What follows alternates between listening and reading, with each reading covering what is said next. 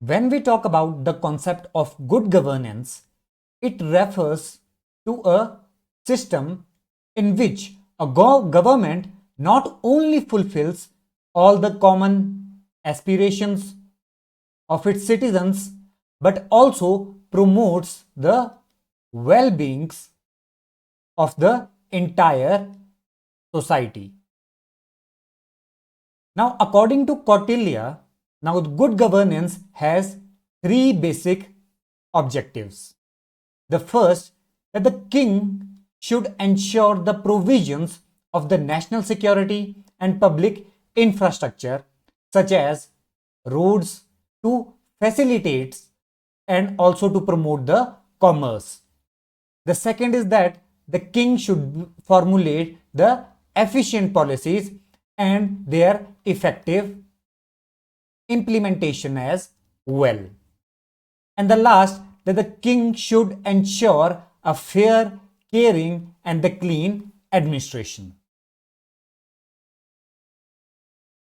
Now, the various aspects of the good governance are reflected in Kautilya's Arthashastra. His ideas on good governance revolves around the concept of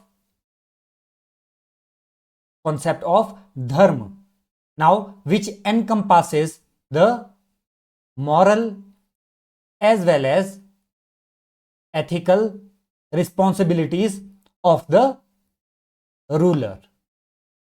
Now, the duties of the kings as prescribed in the Arthashastra. Now, the Kautilya believed that the king should be educated and he should be disciplined in sciences as well. Now, which committed to the good governance of his subjects and have the intention to work for the welfare of the people. Now, the king should discharge his duties to cater the interest as well as the needs of his subjects. Now, the next is the appointment of the qualified ministers. Now, the king himself does all the appointments with regard to the higher officials on the basis of intelligence and the power of his experience that he has gained over the period of time and also being suitable for the post. Now, the Arthashastra thus states that the competent and the qualified ministers along with the highly virtuous and the administratively qualified king can only provide the good governance to the state. Now, Kautilya wanted to establish that there was a sense of good governance at every step of the administration, and hence he proposed the ethical and the sovereign state model. Now, the next is the welfare nature of the state.